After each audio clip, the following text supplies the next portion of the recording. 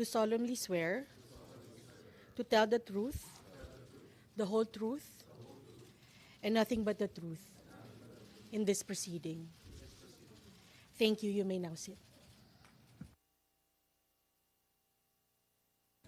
Yes, marami pong salamat. Napakaraming cabinet member po rito, mga secretary, mga napakatataas na mga opisyal ng ating pamahalaan. Can we say that as secretaries and high government officials, you are the alter egos of the President, particularly those in the cabinet? Tama po ba yun? That is correct. Thank you. And as you are all in the executive branch, can we say you are bound by the words and statements of the President? Yes, Madam President, as we are bound to by executive privilege for the President. Thank you. May I recall a clip derived from 18 February 2023. President Ferdinand R. Marcos Jr. said the following, and the clip is here.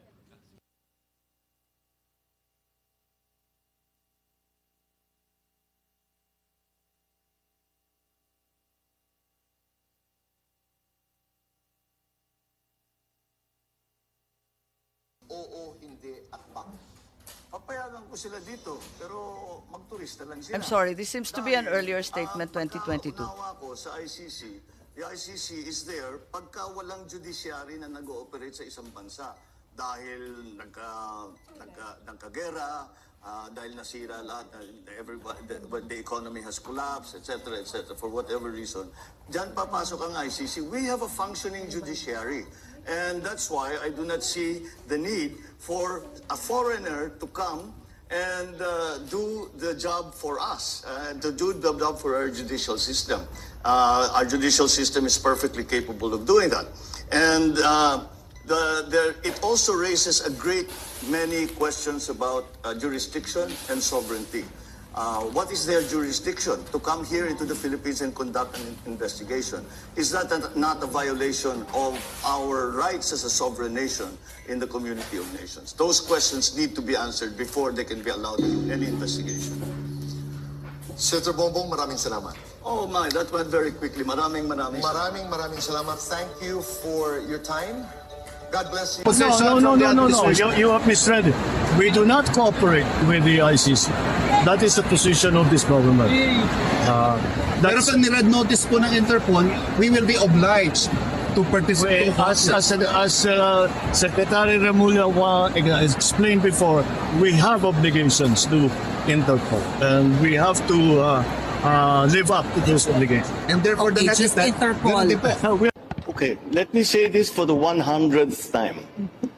I do not recognize the jurisdiction of ICC in the Philippines. I consider it as a threat to our sovereignty. Therefore, the Philippine government will not lift a finger to help any investigation that the ICC conducts. However, as ordinary people, they can come and visit the Philippines. Pero hindi kami tutulong sa kanila.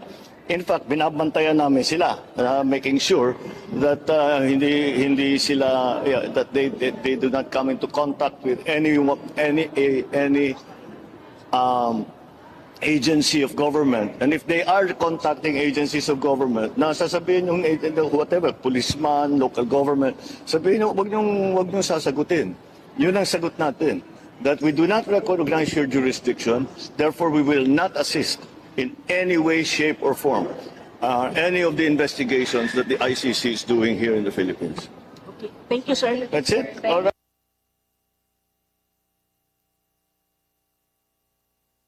Okay.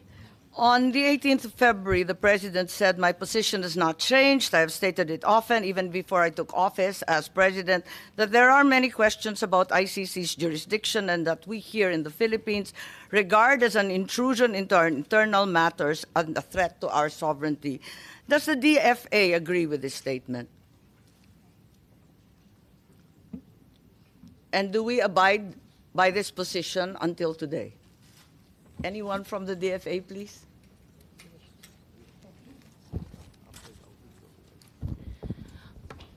Madam Chair, good morning. Yes, you recognize USEC. Yes, thank you.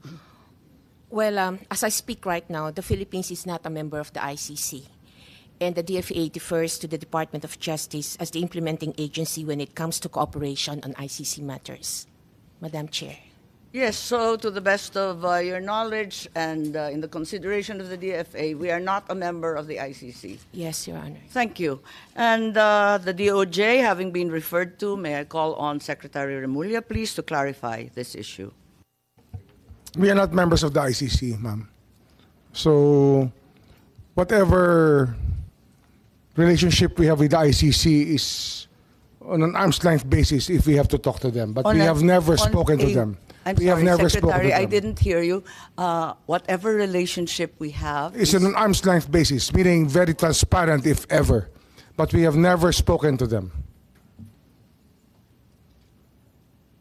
arm's length. Yes, ma'am. So you have had contact even at No, ma'am. arm's length? We do not have any contact. What we're saying is we are very transparent about what we do, and we have never had any contact with the ICC. So you uphold the statement of the President saying that the ICC has no jurisdiction here in the Philippines. Is that correct? Ma'am, jurisdiction of the ICC is throughout the world. We belong to a community of nations Regardless that of is those tied who are together by a legal system called international humanitarian law. It is something adopted by more than 150 countries in the world. International humanitarian law, which became a law in 2009 or 2010. And that law, that domestic law, is what we adhere to in this case. Are you referring to RA 9851? Yes, ma'am. Because you indicated the date of 2009, is that correct? Yes, ma'am. Thank you. So therefore, we are not members of the ICC. We are not members of the ICC since President Duterte withdrew our membership in 2018, effective 2019. Okay. That being the position of the DILG, I assume that Secretary Remulla in the DILG also maintains the same. Yes, ma'am. I defer to the wisdom of the Department of Justice.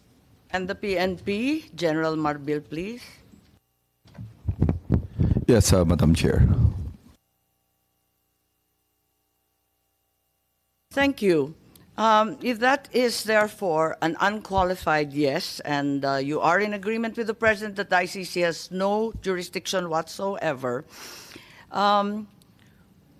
what was the DOJ referring to as the ICC's jurisdiction in the Philippines being different from us being a member? What is the distinction, please? Ma'am, the ICC tries people for individual crimes, not states. So the Philippines, as a state, cannot be called upon by the ICC to do something for them.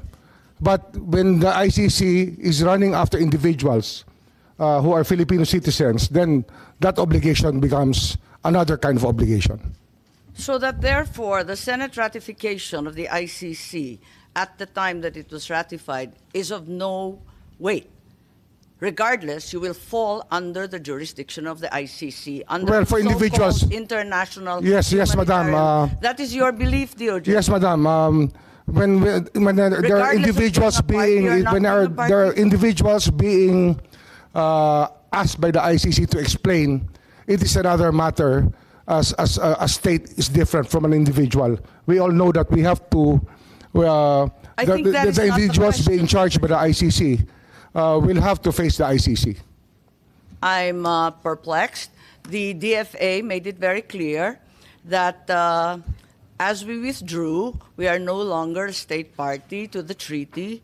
And now you're saying that we can nevertheless fall under the ICC, under the generic rubric of international humanitarian law. So it doesn't matter whether you sign or do not sign, whether Yes, ma'am. you ratify It or doesn't do not matter, ma'am. ratify. It doesn't makes matter. no difference. That doesn't make any difference anymore. Are you certain? I'm certain. Okay, Attorney Saret, please, from DFA. Is that the position of the DFA? Madam Chair, I concur with my USEC, the current acting SFA, that as far as we are concerned, we're no longer members of the ICC, ma'am. And as non-members, can we possibly fall under the jurisdiction of the ICC under the rubric of international humanitarian law? Is that correct? Yes, ma'am, I think, because we, under the... What's the use of signing or ratifying a treaty if it bears no weight? Yes, I defer, ma'am, to Secretary Remulla. May I? This one, ma'am. I think it's your purview, your DFA. Yes, ma'am. But yes, ma'am, technically we are no longer a member of the ICC, but we might be obligated under residual jurisdiction as what the Supreme Court in one case already mentioned, that we still have residual jurisdiction. Thank you, Madam Chair. Yes, Madam Chair, if I may. I'm a little bit perplexed given that you are part of the executive. The president has said, as he said for the 100th time, that we are not under the ICC. Why is the SOJ now saying that we are nevertheless, somehow, in some miraculous way, under the rubric of the international humanitarian law, still under its jurisdiction? Your Honor, it is not the Philippines that is under the jurisdiction. It is the individuals who are charged by the ICC, which is under the jurisdiction. There is a distinction, ma'am. Please explain.